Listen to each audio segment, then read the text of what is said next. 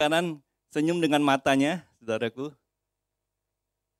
Ada satu karunia Tuhan berikan secara pandemik ini adalah talenta yang baru untuk bersenyum dengan mata. Haleluya. Ada sukacita di tempat ini? Yang sukacita lambaikan tangan. Yang sukacita berikan tepuk tangan yang meriah buat Tuhan. Katakan haleluya. Haleluya. Silakan duduk saudaraku, Tuhan memberkati. Puji Tuhan, saya senang sekali bisa bertemu dengan saudara pagi hari ini dalam keadaan baik, dalam keadaan sehat. Tuhan cukupkan semua yang kita perlukan. Amin, saudaraku. Kalau saudara lihat di luar, matahari bersinar dengan terang. Artinya Tuhan bersama dengan kita. Amin, saudaraku. Sepanjang minggu ini sudah mendung, sudah hujan, saudaraku. Tapi pagi hari ini, saya paling suka kalau melihat matahari pagi. It just give me energy. It just give me joy. It just give me, I just feel grateful gitu kalau melihat matahari pagi. Apalagi kalau di sini banyak ada taman-taman, ada burung-burung, saudaraku. We are so blessed. Amin, saudaraku. Kita sangat dikasih Tuhan dan diberkati Tuhan. Pagi hari ini, saudaraku, saya menyampaikan firman Tuhan yang sifatnya ini dalam kehidupan kita sehari-hari ada banyak hal yang perlu kita maintain, saudaraku. Mulai dari ban mobil, pressure air-nya harus kita periksa from time to time. Karena mobil kita walaupun tidak kita apa-apain, saudaraku, anginnya akan selalu berkurang, betul saudaraku? Lalu mulai dari misalnya alat musik, gitar, saudaraku. Walaupun sudah disimpan dengan baik-baik, tapi harus selalu di-retune. Karena senarnya itu akan kendor dan nadanya tidak pas. Demikian juga misalnya saudara pakai jam tangan, saudaraku. Jam tangan kita itu walaupun mereknya mahal sekali, tetapi setiap jam tangan itu mempunyai tolerance. Setiap hari dia bisa berkurang atau lebih sekitar 15 sampai 45 detik. Kalau satu hari nggak terasa. Tapi kalau udah berbulan-bulan, saudaraku, kok saya sudah bangun pagian masih telat ke gereja ya? Berapa lama terakhir kamu periksa jam tangan kamu? Mungkin sudah 5 tahun yang lalu nggak pernah dia periksa, saudaraku. Ternyata jam tangannya sudah tidak akurat lagi. Demikian juga dengan kehidupan kita bersama Tuhan. Seringkali kita berjalan bertahun-tahun dalam kehidupan Tuhan, saudaraku. Kita menyembah Tuhan, setiap minggu kita ke gereja, sudah 20 tahun. Tapi kok rasanya ada yang miss ya? Nah, pagi hari ini saya percaya firman Tuhan yang Tuhan dalam hati saya, sifatnya adalah mengingatkan setiap kita. Menuntun setiap kita to recalibrate our heart. To retune our heart. To retune our spiritual heart. To retune our love to the Lord. Apa yang bersama saya katakan amin. Amin. Mari kita buka firman Tuhan. Saya beri judul Do Not Love the World. Saudaraku, dunia ini adalah penuh dengan, dunia ini menarik. Amin, saudaraku. And then we live in a very interesting city. Beautiful city. And a lot of different foods. A lot of different buildings. A lot of different people, saudaraku. Dunia ini kaya dengan berbagai macam warna.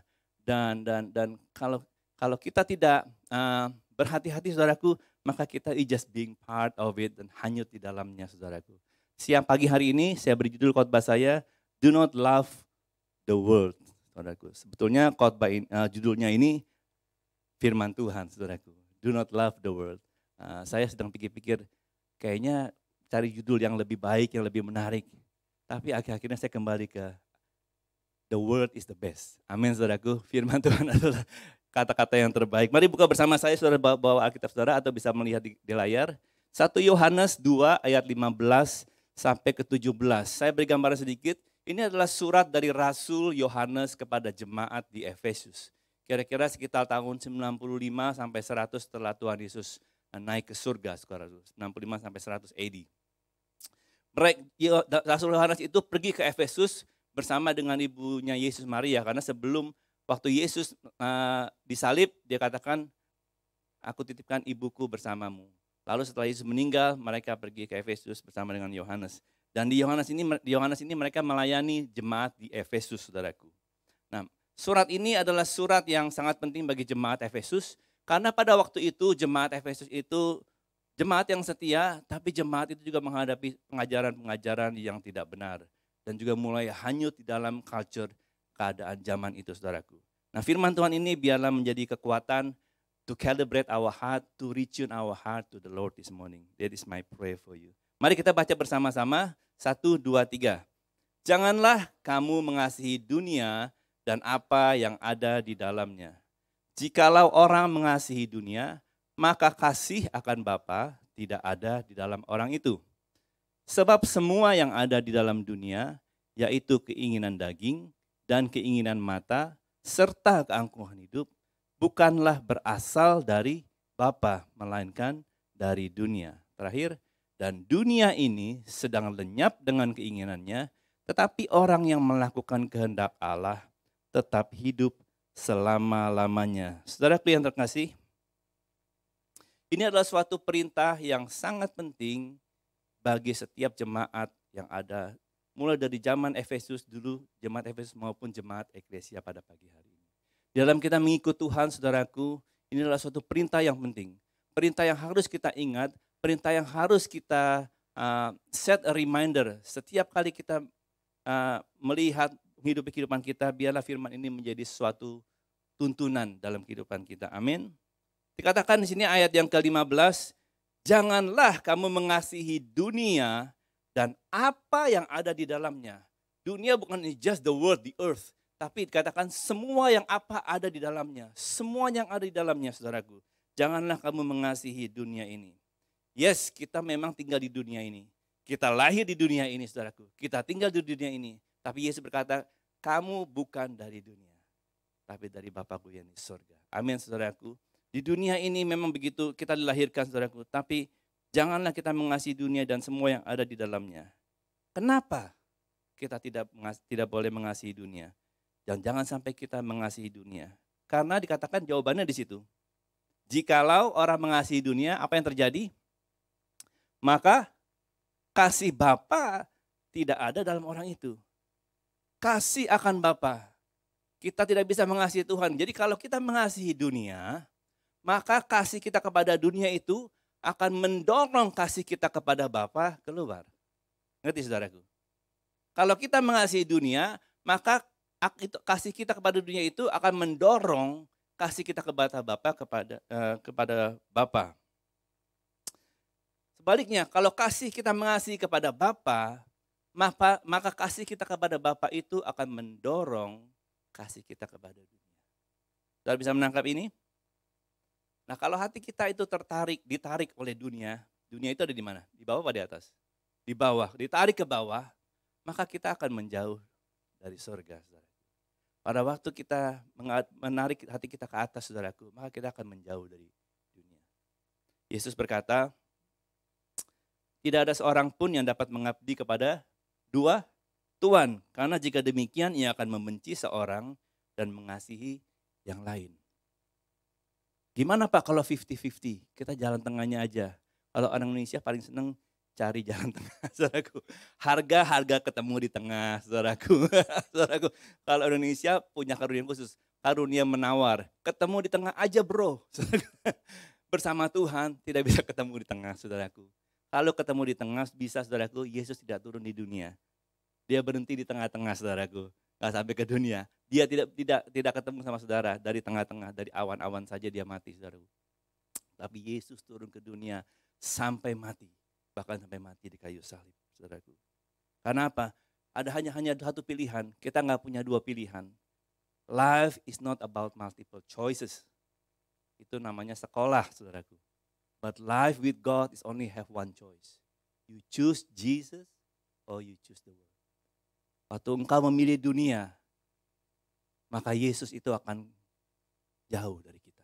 Waktu kita hidup ditarik oleh dunia, maka kita menjauh dari surga, saudaraku. Selama kita mengasihi apa yang ada di dunia ini, kepuasan hati kita itu bergantung kepada apa yang di dunia ini. Itu yang membuat kita menjauh dari Tuhan. Saya tidak mengatakan bahwa kita tidak boleh berpakaian, tidak boleh belanja, tidak boleh makan, tidak boleh berlibur, saudaraku. Tetapi janganlah kepuasan kehidupan hati kita itu bergantung dari hal-hal yang ada di dunia. Saudara bisa menangkap? Amin, saudaraku. Sampai pulang sini jangan jual semuanya, saudaraku ya. Amin. Ada 3 hal di sini yang saya mau sampaikan bahwa dikatakan bagaimana itu hal-hal dalam dunia itu. Di ayat yang ke-16 dikatakan, ayat yang ke-16, sebab semua yang ada di dalam dunia, apa itu saudaraku? Yaitu keinginan daging, keinginan mata, dan keangkuhan hidup. Kita akan go through sama-sama, saudaraku. Yang pertama adalah keinginan daging. Coba cubit, saudaraku. Cubit pasanganmu atau cubit diri sendiri, saudaraku. Amin, saudaraku. Kalau sakit, saudaraku, berarti pasanganmu ada isu dengan saudara. Kalau cubitannya sakit, kalau geli-geli, berarti dia sayang sama saudara. Itu terjemahan saya pribadi. Yang pertama adalah keinginan daging. Slide-nya, the lust of the flesh. Nah,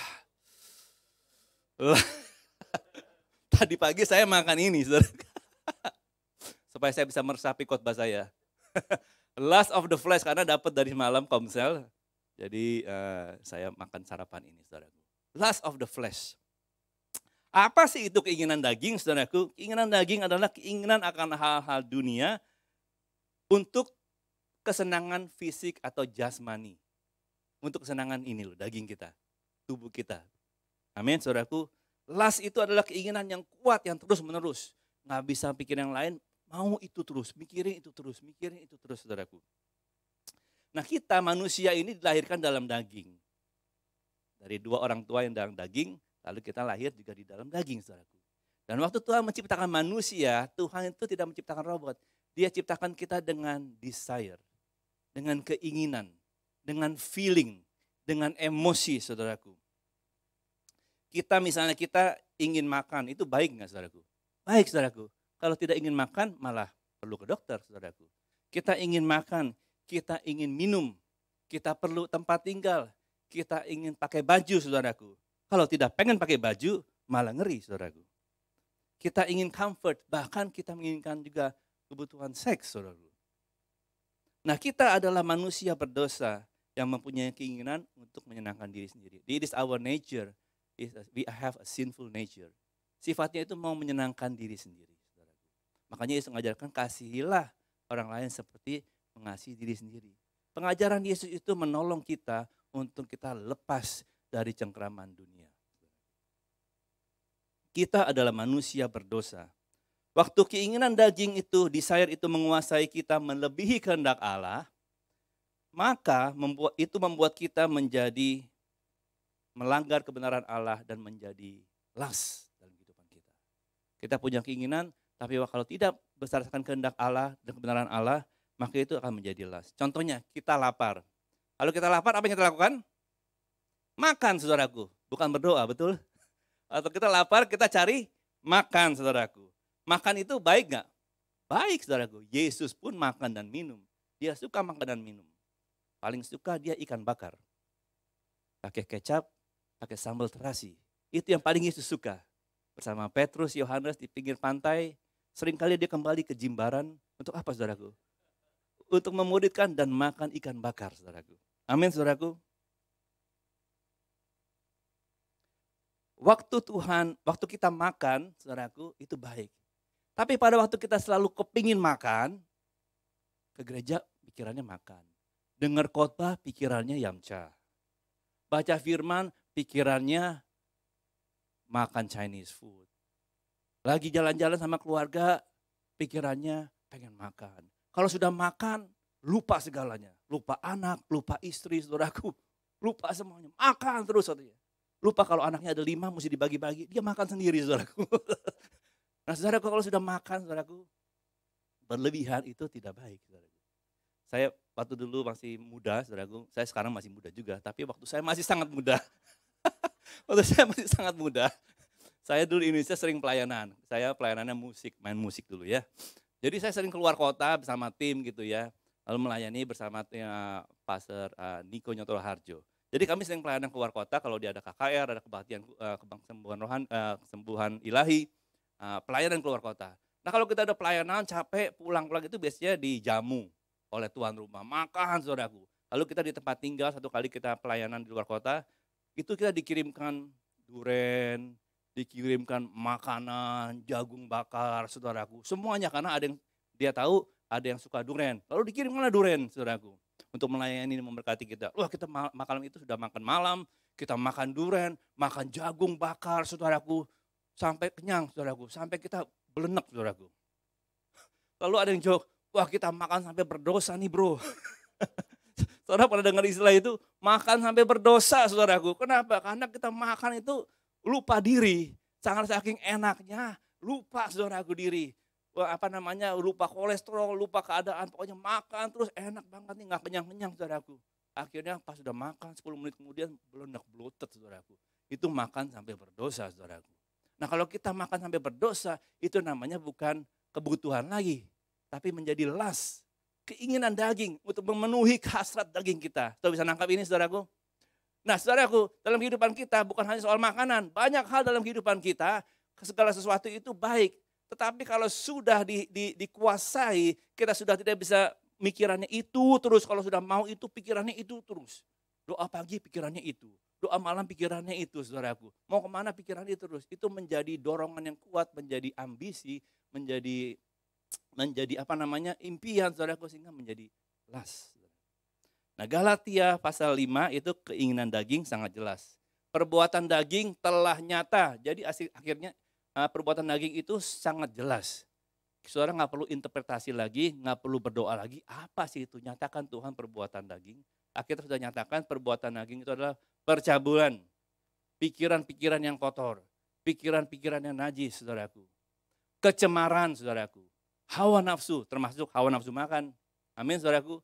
Hawa nafsu birahi, hawa nafsu yang lain, saudaraku. Keinginan-keinginan yang daging lain. Penyembahan berhala. Mungkin saudara tidak sembahyang lagi ke tempel. Saudara tidak pergi lagi. Tapi saudara masih percaya hal-hal yang mistis. Saudara masih ke tukang ramal. Saudara masih tanya, kuamia, kok anak saya mau merit nih. Hari apa kok? Kok saya mau bikin rumah nih, jendelanya di mana kok? Pakai feng shui, saudaraku. Nah itu termasuk hal-hal sihir, penyembahan berhala dan sihir, saudaraku. Amin, saudaraku. Ada orang yang nyari sesuatu barang nggak ketemu, tanya orang, tolong dong mbah, barang saya itu di mana ya? Nah itu sihir, saudaraku. Perseteruan, perselisihan juga perbuatan daging loh. Amin. Kenapa kita berselisih? Karena kita mau menang, betul nggak saudaraku? Makanya kita berselisih. Kenapa kita mau menang? Karena daging kita mau menang, mau menguasai. Iri hati. Nah ternyata iri hati juga perbuatan daging, saudaraku. Amin. Jangan iri hati. Amin, saudaraku. Jangan amarah. Jangan marah yang berlarut-larut. Kalau marah sebentar boleh. Itu halal marah. Sampai matahari terbenam. Amin, saudaraku. Amin. Kalau marah habis dipotong orang di jalan, bolehlah, cincailah. Tapi kalau marah, wah, sampai malam masih ingat tuh orang tuh. Mukanya, pengen saya tonjok deh. Pengen saya gampar deh. Nah itu hati-hati saudaraku. Itu nggak boleh, itu menjadi amarah. Amin saudaraku. Kepentingan diri sendiri, persederaan, roh pemecah. Selanjutnya, kedengkian. Saudaraku, sama juga iri hati, dengki. Kemabukan saudaraku, mabuk-mabuk, pesta pora saudaraku. Dugem saudaraku. Ada yang suka dugem di sini? 1, 2, nggak ada itu ya. 20 tahun yang lalu saudaraku. Dugem ya. Adanya pagem di sini ya. Pesta pora dan sebagainya. Terhadap semuanya itu kuperingatkan kepadamu. Terhadap semuanya itu Ecclesia Mission kuperingatkan kepadamu. Seperti yang telah kubuat dulu. Jadi Rasul Yohanes juga manusia biasa. Dia juga seperti itu. Saya juga seperti itu dulu. Saudara juga seperti itu dulu. Tapi sekarang sudah lebih kurang yakin nih. Pak Pastor Sam, kita perlu baptis ulang.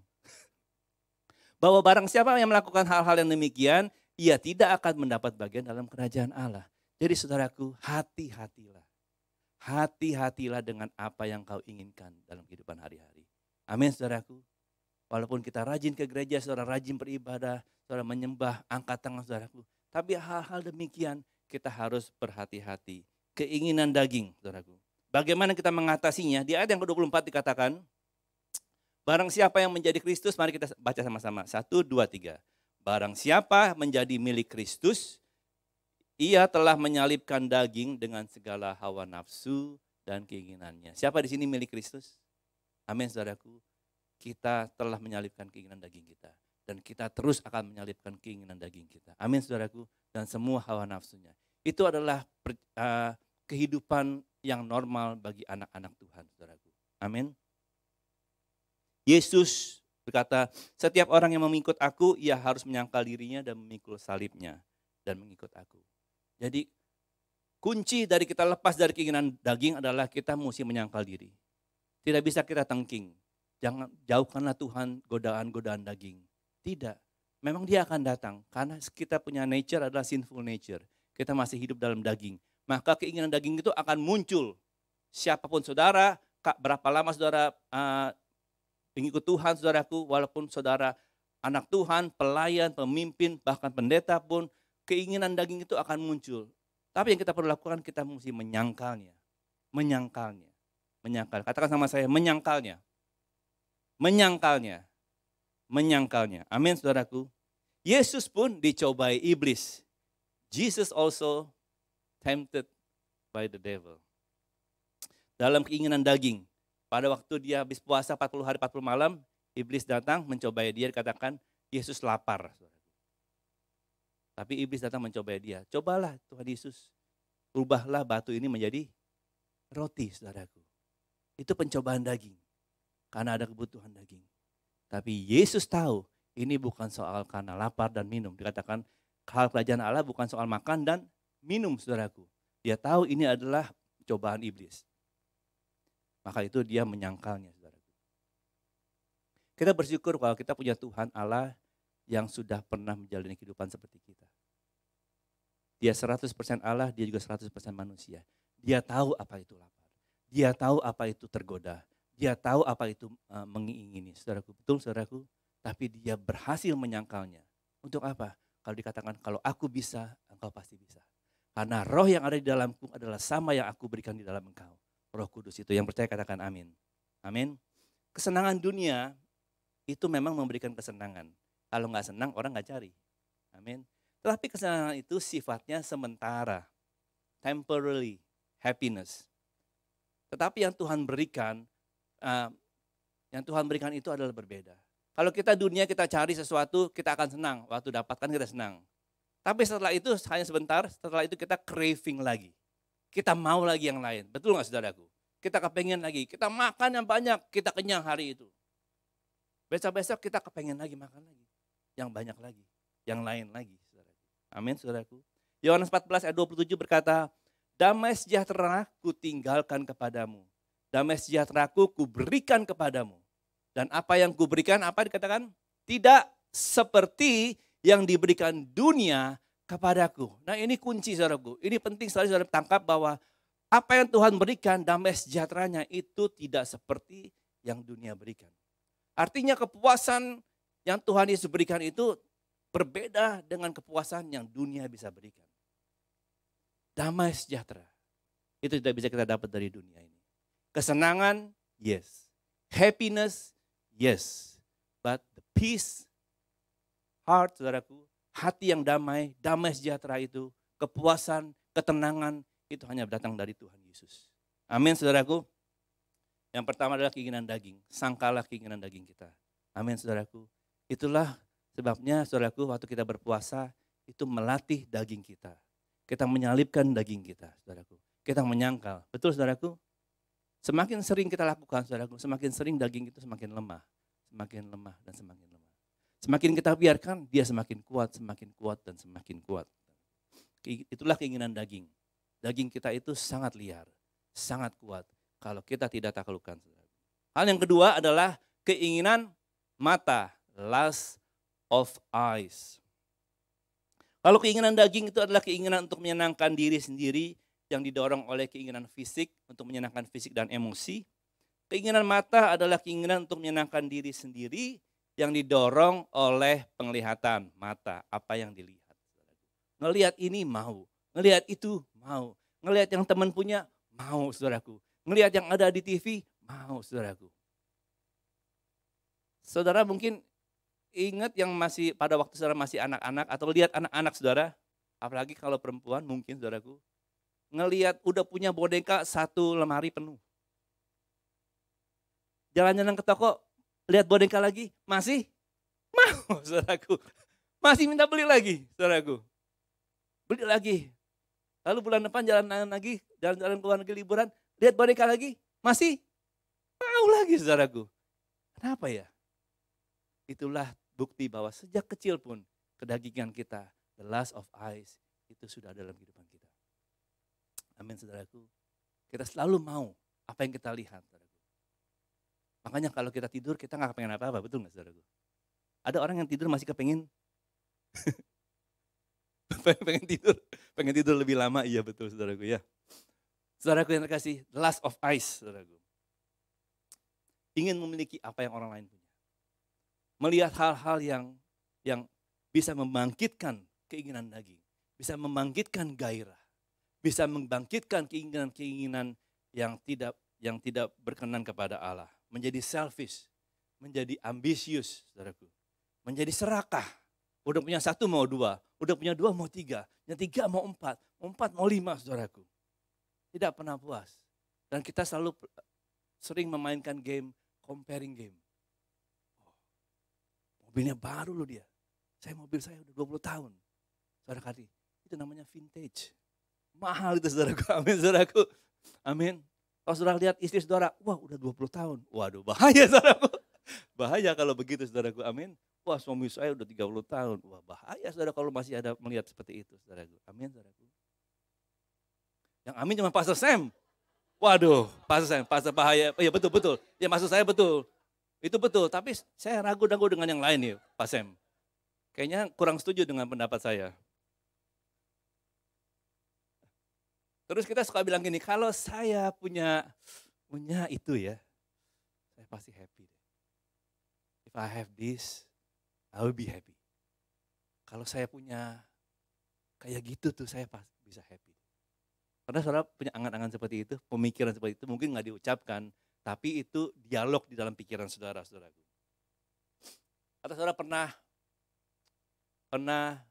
saya mau jalan-jalan aja, nggak mau belanja kok. Tenang aja Pi, saya nggak mau belanja. Saya cuma mau window shopping. Window shopping, jadi lihat-lihat window, jendela. Pulang-pulang bawa windownya, bawa pintunya, bawa raknya, saudaraku. Semuanya dibeli, saudaraku. Pernah melakukan itu, saudaraku? Pernah mengalami itu? Sering. Wah, ini baru jujur mulai ada pertobatan. Roh Kudus mulai bekerja di tempat ini, haleluya. Karena kita melihat, saudaraku, di awalnya kita sudah tidak berketetapan, saya tidak akan belanja. Tapi tengah-tengah jalan berubah, ada dorongan roh kuda. Bukan roh kudus, roh kuda, saudaraku. Jadi belanja 1, 2, saudaraku. Kenapa hal itu? Karena keinginan mata kita, betul saudaraku? Coba saudara tutup mata, jalan-jalan ke mall. Pasti gak bawa apa-apa. Amin. Pasti aman. Nah, Matius 6 ayat 22 berkata, mata adalah pelita tubuh. Mata kita itu penting sekali, pelita tubuh.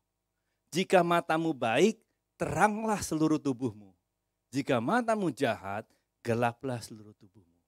Kata teranglah seluruh tubuhmu itu bicara soal bukan cuma tubuh kita jadi glow in the dark. Bukan, saudaraku.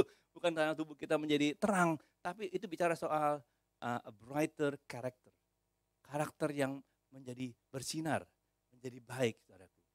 Jadi apa yang kita lihat itu bisa mempengaruhi karakter kita ternyata. Apa yang kita tonton, yang kita baca, yang kita lihat, saudaraku, itu bisa mempengaruhi karakter sifat manusia kita. Termasuk mempengaruhi keinginan kita, saudaraku. Karena melihat maka timbullah keinginan, saudaraku.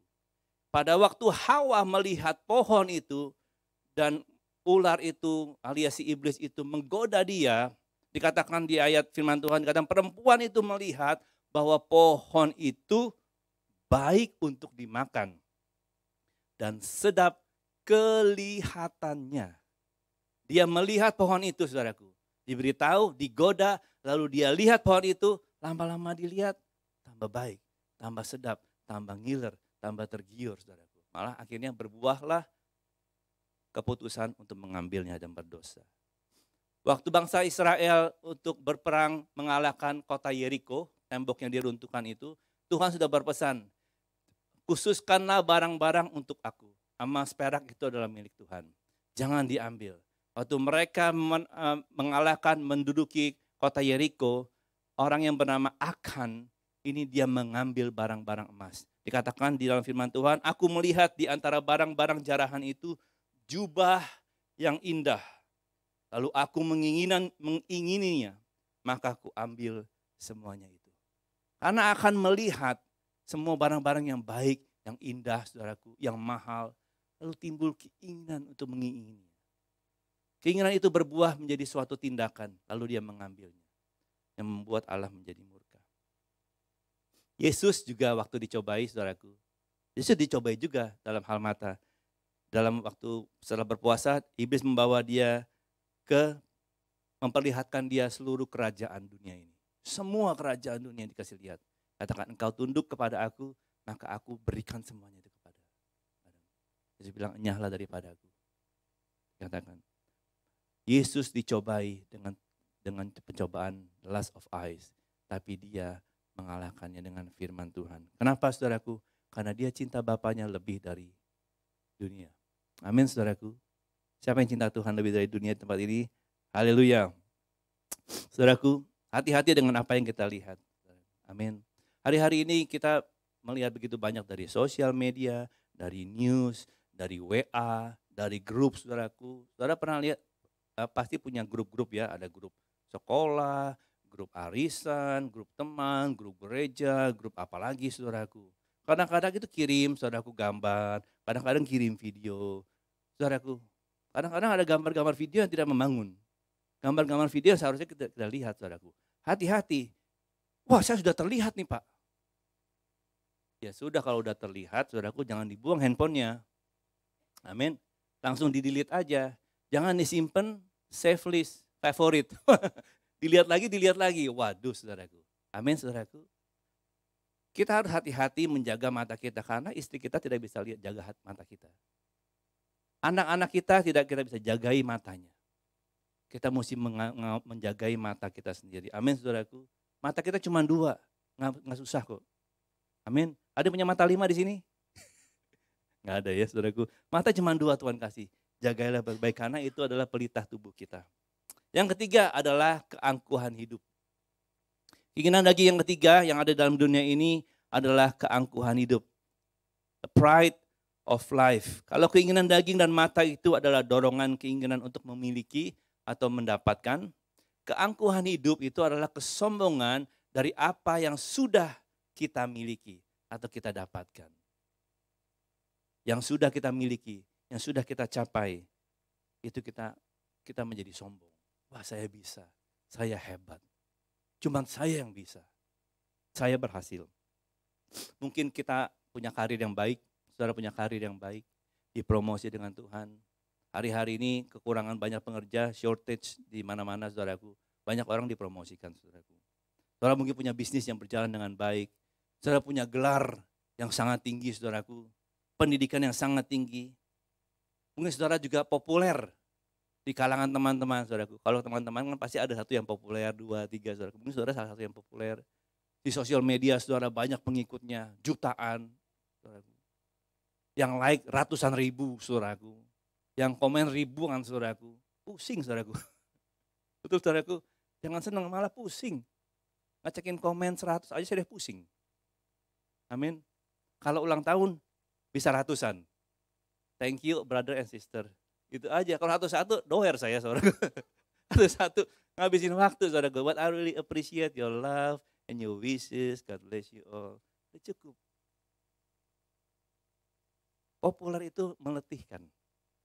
Melelahkan. Achievement kita. Past successes kita. Prestasi-prestasi kita. Itu semua harus kita syukuri. Tapi jangan sampai kita menjadi sombong. Amin. Harus kita syukuri kemurahan Tuhan. Harus kita syukuri pemberian Tuhan. Tapi jangan kita menjadi sombong. Kan Amsal 16:18 berkata, kecongkakan mendahului kehancuran. Sebelum kita hancur, kalau kita sudah congkak, saudaraku, dia sudah mendahului kehancuran. It will not come later. It come right away. Dia lebih cepat datangnya, saudaraku. Pada waktu kita sombong, kita sudah on the way, on board kepada kehancuran. Saudara sudah naik train, sudah naik bus, sudah naik pesawat. Tujuannya adalah kehancuran, saudaraku. Belum sampai, tapi sedang on the way. Saudara ngerti, saudaraku? Oleh karena itu hati-hatilah, jangan congkak, jangan sombong. Tinggi hati mendahului kejatuhan. Orang yang tinggi hati, saudaraku, dia sudah on the way, bakal jatuh. Dan pasti jatuh suatu kali. Saudaraku. Yesus pun dicobai iblis dalam hal keangkuhan hidup. Dia dibawa oleh iblis ke atas puncak bait Allah. Saudara ingat itu, saudaraku, setelah dia berpuasa, 3 kali dia dicobai, 3-tiganya hal seperti ini, saudaraku. Dia dicobai, dibawa ke puncak bait Allah, dan iblis meminta dia untuk menjatuhkan. Yesus, bukankah engkau anak Allah? Kalau engkau anak Allah, pasti malaikat itu akan terbang menatah engkau dan menyelamatkan engkau. Buktikanlah itu. Yesus bilang, saya tidak perlu dibuktikan. Karena saya memang anak Allah, saudaraku. Maka dia, nyala iblis daripadaku. Amin, saudaraku. Kita tidak perlu pembuktian dalam kehidupan kita. Allah sudah membuktikan kasih-Nya kepada saudara. You have been accepted. Kita sudah diterima Allah. Kita sudah dikasihi Allah. Oh saudara, kita bukan seperti orang yang pergi nyanyi di kompetisi The Voice. Saudara mesti perform, mesti nyanyi yang baik supaya judge-nya turn, saudara, kursinya, saudaraku. Amin, saudaraku. Wah bagus sih nyanyinya, turn. Wah setia ya melayaninya, turn, saudaraku.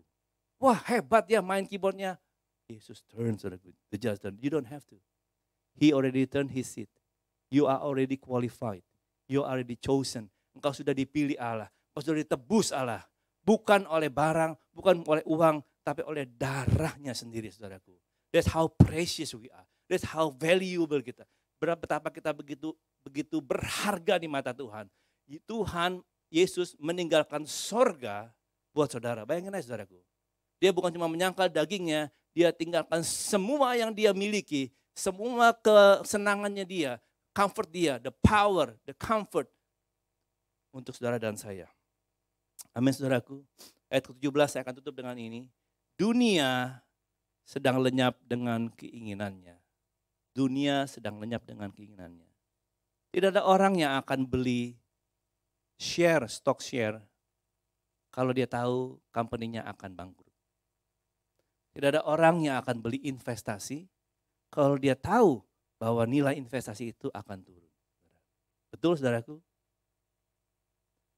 Alkitab berkata, dunia ini sedang lenyap dengan keinginannya. The world is passes away. The world sedang berlalu, saudaraku. Mengasihi dunia, saudaraku. Menaruh hati kita kepada dunia, itu akan berakhir kepada kesedihan dan kesusahan. Itu sudah pasti. Karena itu akan berlalu, tidak kekal. Saudara pikir saya akan mencapai titik itu? Saya akan sukses, saya akan bahagia, saya akan konten, saya akan puas. Setelah sudah sampai ke puncak, saudaraku. Kok begini aja ya? Kok ngerasa apa-apa? Betul, saudaraku?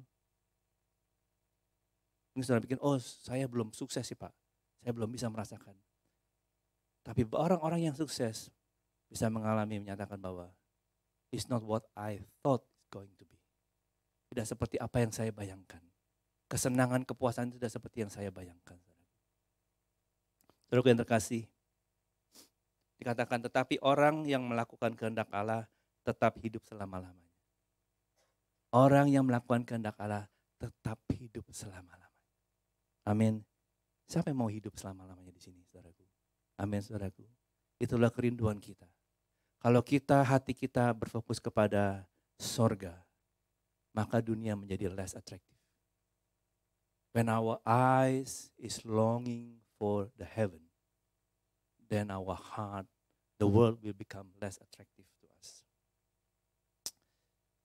Kasih kepada Allah itu, perintah-perintahnya dikatakan 1 Yohanes 5 ayat 3, sebab inilah kasih kepada Allah. Kalau kita bilang, I love you Lord. Bagaimana kasih kita kepada Allah? Bahwa kita menuruti perintah-perintahnya. Amin, saudaraku. Bukan hanya menyanyi, bukan hanya melayani, tapi kita perintah-perintahnya itu kita turuti. Ajaran-ajarannya kita ikuti, saudaraku. Dikatakan perintah-perintahnya tidak berat. Kenapa tidak berat? Karena kita cinta dengan dia. Kita sayang dengan Yesus. Amin saudaraku. Cerita soal Yakub dengan Rahel. Yakub itu rela bekerja kepada Laban, saudaraku, mertuanya 7 tahun tanpa dibayar supaya dia dapat Rahel. Ada di sini saudaraku yang bekerja mau 7 tahun tidak dibayar? Tidak ada saudaraku. Tapi Yakub bekerja 7 tahun untuk mendapatkan Rahel dan dikatakan 7 tahun serasa seperti beberapa hari saja. Beberapa hari saja, 7 tahun terasa seperti beberapa hari saja. Karena saudara bekerja, saya tanya untuk brother Roni misalnya, mau bekerja untuk saya Roni, 7 tahun tidak digaji demi mengasihi Pak David Hadi. 7 tahun terasa 70 tahun. Betul saudaraku? Kenapa? Karena dia nggak cinta sama saya. Amin. Tapi kalau untuk Angie 7 tahun seperti beberapa hari saja. 7 hari saja. Saya tidak bekerja. Dia sudah tidak bekerja lebih dari 10 tahun. Nyuci baju, nyuci piring, tidak dibayar saudaraku. Amin saudaraku. Kenapa? Karena cinta. Ya. Bagaimana dengan saudara dan saya? Apakah perintah-perintahnya terasa berat? Kalau perintahnya terasa berat, inilah waktunya kita memeriksa keadaan hati kita. Jangan-jangan cinta saya hanya segelintir saja, masih sedikit saja. Cinta saya kepada hal yang lain masih lebih besar. Amin. Beberapa waktu lalu saya bercakap-cakap dengan teman, seorang hamba Tuhan. Kita bicara soal salvation, orang yang lahir baru, orang yang diselamatkan saudaraku. Dan orang-orang yang Kristen tetapi kok begitu-begitu saja, loyo, up and down saudaraku. Lalu kita discuss mengenai kelahiran baru saudaraku. Kelahiran baru itu tidak semua orang Kristen lahir baru. Lahiran baru itu bukan berarti saudara dibaptis lalu lahir baru. Memang betul kita dilahirkan baru secara roh saudaraku. Tapi proses kelahiran baru itu adalah proses di mana kita mengalami suatu perubahan yang dalam yang dikerjakan oleh Roh Kudus. Dari Roh Kudus merubah kehidupan kita. Karakter kita mulai dirubah. Belum menjadi sempurna, tapi ada perubahan yang dari dalam saudaraku. Tapi ada beberapa orang Kristen yang belum mengalami itu. Tapi dia sudah dibaptis. Bahkan sudah melayani saudaraku. Tapi belum ada perubahan itu. Karena mungkin ada banyak hal. Mungkin karena secara culture, secara kebudayaan, secara turun-temurun sudah Kristen saudaraku. Bahkan mungkin mau menikah, dia jadi dibaptis, jadi ikut Tuhan saudaraku. Tapi belum ada conviction dalam hatinya saudaraku. Kita membuat orang kasihnya kepada Tuhan tidak kuat. Kalau lagi KKR, wah semangat. Seminggu setelah KKR, loyo lagi. Tidak ada motivasi lagi, cintanya sudah luntur. Ketinggalan di hall saudaraku. Kenapa? Karena kita belum mengalami lahiran baru. Yang kedua adalah saudara sudah mengalami kelahiran baru, tetapi kasih cintanya itu sudah mulai luntur. Sudah mulai kendor saudaraku. Amin, menjadi dingin dan lemah. Dua hal ini saudaraku. Yesus menulis di kitab jemaat, di dalam kitab Wahyu, mengenai jemaat di Efesus. Dikatakan, aku tahu perbuatanmu, engkau baik, engkau setia, engkau rajin, engkau tidak pernah kenal lelah. Tetapi aku ketahuilah betapa dalamnya engkau jatuh, karena engkau telah meninggalkan kasih yang mula-mula. Ternyata pada waktu kita tidak meninggalkan kasih kita kepada Tuhan, bukannya pindah agama, bukannya murtad, tapi waktu kasih kita kepada Tuhan itu mulai pudar, mulai dingin. Alkitab katakan, Yesus berkata, betapa dalamnya engkau jatuh, saudara. Betapa dalamnya kita sudah jatuh. Mungkin saudara merasa tidak merasa jatuh, tapi sebetulnya saudara sedang jatuh di tempat yang dalam. Pagi hari ini ada dua hal yang saya mau doakan buat saudara. Saya undang para penyanyi.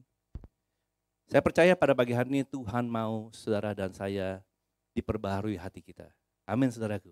Berapa hari waktu yang lalu Tuhan sudah mengerjakan sesuatu yang beautiful with the ministry of Pastor Albert and berapa hari kita dilayani saudaraku. And I really believe that God is renewing the church. I really believe that God is restoring the heart. I really believe that God wants your heart, not your deeds. He's after your heart. Tuhan mengejar hatimu, bukan karya-karyamu, bukan perbuatanmu, bukan aktivitasmu, tapi hatimu. Saudara. Mungkin saudara sudah puluhan tahun ikut Tuhan dan hatimu menjadi dingin. Seperti dinginnya cuaca winter ini saudaraku, demikian juga hati cintamu kepada Yesus mulai dingin. Saya akan berdoa dua hal yang Tuhan tahu dalam hati saya. Pertama adalah bagi saudara yang belum mengalami conviction yang dalam, perubahan yang dalam dari Roh Kudus, dorongan yang kuat dari Roh Kudus, kemungkinan saudara belum mengalami lahiran baru. Pagi hari ini kalau saudara rindu, Tuhan, born me again in your presence. Lahirkan aku kembali dalam hadirat-Mu. Tuhan akan membawa saudara dilahirkan kembali dalam hadirat Allah. Yang kedua adalah bagi saudara yang sudah dingin hatinya, sudah lemah hatinya, cintai kepada Tuhan. Wattnya sudah mulai melemah, saudaraku. Lampunya sudah tidak memudar, saudaraku. Sudah pelan-pelan, saudaraku. Tuhan akan memberikan api, kekuatan, cinta, bara yang baru. Amin, saudaraku. Mari kita bangkit berdiri.